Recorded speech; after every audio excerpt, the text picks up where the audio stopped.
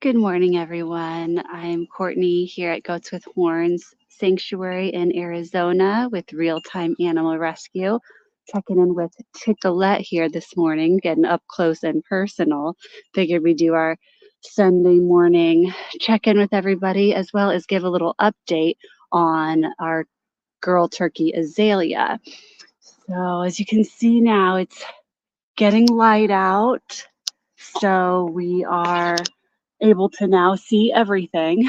When we first get here, since it's so dark, we can't scoop the poo and do every single task because we can't see it yet. But now that it's light, we're gonna get going with those last two things. Everybody has eaten, everyone has had their medicine, and they actually were on pretty good behavior. Every once in a while, Thomas, that handsome sheep right down there, and Princess Buttercup will be a little bit difficult to give their medicine to, whereas other days they just slurp it down like candy. And today they were doing good, so that's always nice. It's not fun to have to, force the medicine in the side of somebody's cheek.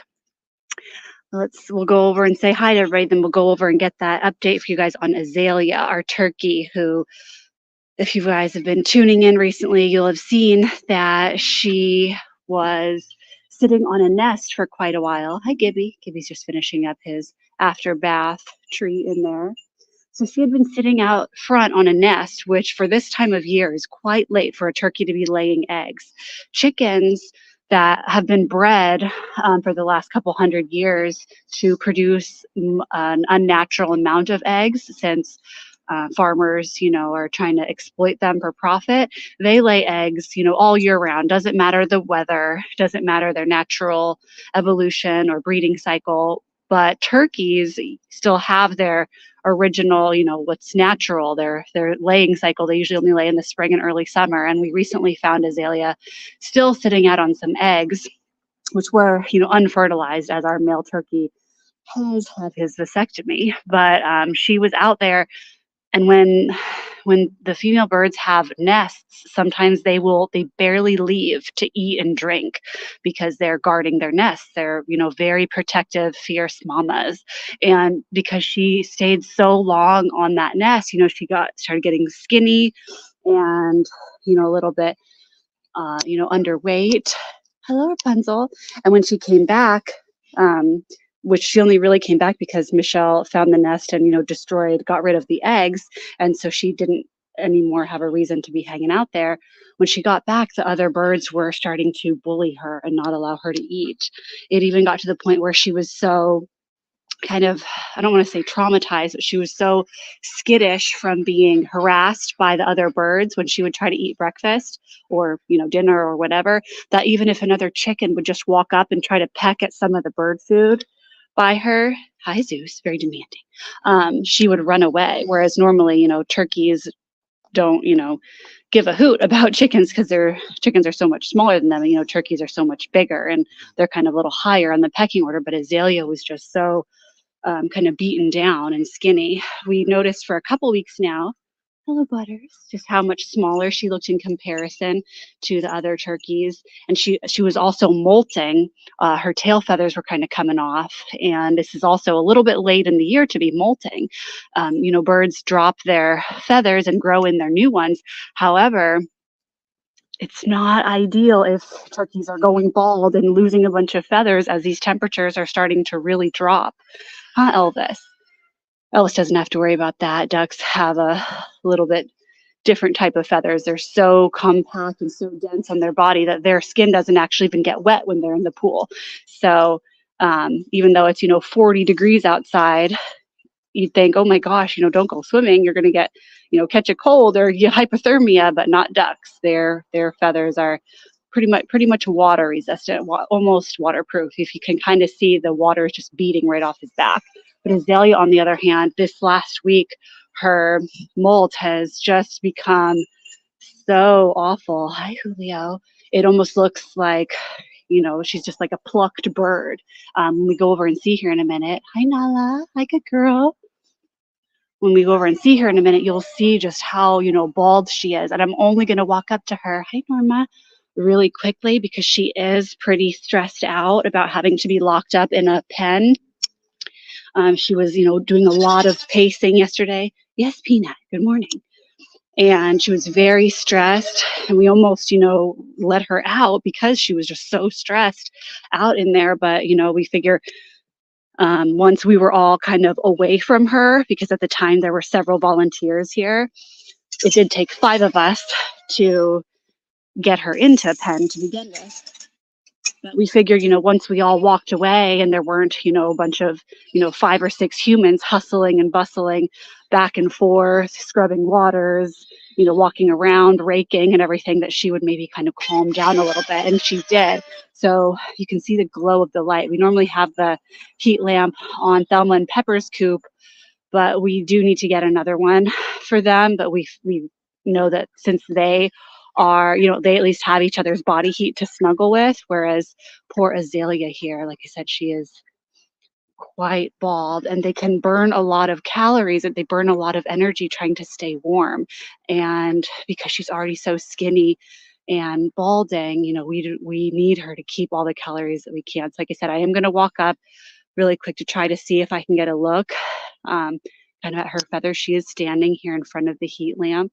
I guess I should say her lack of feathers. I do need to also bring in some worms, and I'm going to go around the tree actually.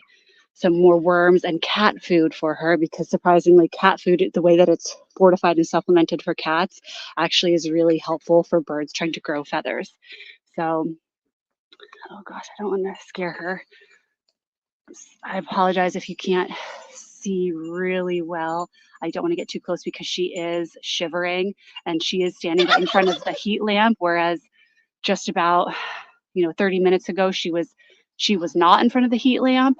And so once she starts to get really stressed out, she will walk away and she'll just start pacing. And since she is right there getting that source of warmth, I don't want to disturb her too much. So if you can look like on her chest and her neck, she's just pretty bald. You can see all like the very pin feathers starting to come back in. But yes, I am going to back off. She is shivering pretty bad, and I don't want to get closer and spook her and have her start pacing all anxiously again and get away from that heat lamp. So we will continue to give updates on Azalea. I am going to go and grab that food for her real quick, the worms and the cat food. We feed actually like 3 different kinds of cat food. We have smaller pieces of kibble that we give to the cats that live in here, and as well as the cats that live out front. Then we have larger pieces of cat food for the feral cat colony in the canal. Oh, here comes Elliot. And then we also have wet food we don't feed wet food to everybody, but the cats that are in here and then the 2 cats that are out front, we do give them wet food too, since they're all kind of have had their different stomatitis and different health issues, as well as, they're all kind of skinny. So here's just, like I said, a little bowl with some cat food and some dried mealworms. So I'm going to try to just sprinkle that on top. Elliot did feed her already this morning. He put about some corn in there too, because corn actually very slightly, it's almost like a thermogenic. It kind of raises their body temperature just a teeny bit. And so in the summertime, we do not feed any corn, but at this time of year we do, because here we are in the Sonoran Desert, and it does get extremely hot here. If you've tuned in over the summer, you could hear me constantly kind of complaining about all the 110, 115 degree days that we had. But those are done now, and we want to make sure that she can stay warm. So I'm sorry. See what I mean? How she's pacing. I'm just going to throw this in the bowl she has, and I'm going to go ahead and quickly get out of here so I don't, cause her any more stress. We're also a little concerned too, because like I said, the turkeys had been picking on her for a couple weeks, and now that they finally hadn't been picking on her anymore, but we think that's maybe why some of the stress kind of caught up with her, and then she just started losing so many feathers all at once just this past week. And The one thing that's kind of worrisome is when you separate, a bird away from their flock, when you go to reintroduce them, sometimes they kind of have to figure out their whole pecking order again. Hang on, I'm going to get a little drink of water. Like I said, they try to figure out their whole pecking order all over again, which means that, once we do decide to let her out, which we are taking on just a day by day, even hour by hour basis. And we are really hoping that once we let her back out, that the other birds aren't going to suddenly start, attacking her and bullying her really badly again. So it's kind of a little bit of a predicament that we have, because we need to let her stay in there so she can have a source of warmth and make sure that she's getting plenty of food. If I were to put that bowl of, cat food and worms down for everybody else, they would just eat that. She wouldn't get any. This way she doesn't have to compete for food. And like I said, she won't have to burn quite as many calories. It's starting to stay warm if she stays in front of the heat lamp. So, hi, Plum. Hi, pretty girl. She's like, but I want worms too. Hi, Zoe. I know, I always give my girls some of that too. I'm going to get you a few. You don't need a whole bowl like Azalea.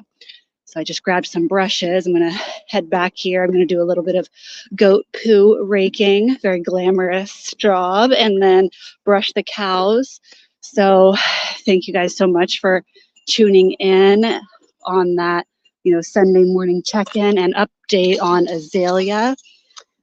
I'm sure if Karen does a live stream later this week, she'll give you guys the next update on how she's doing. Miss Princess Buttercup here saying goodbye to everybody. We hope you have a great day. Thanks again.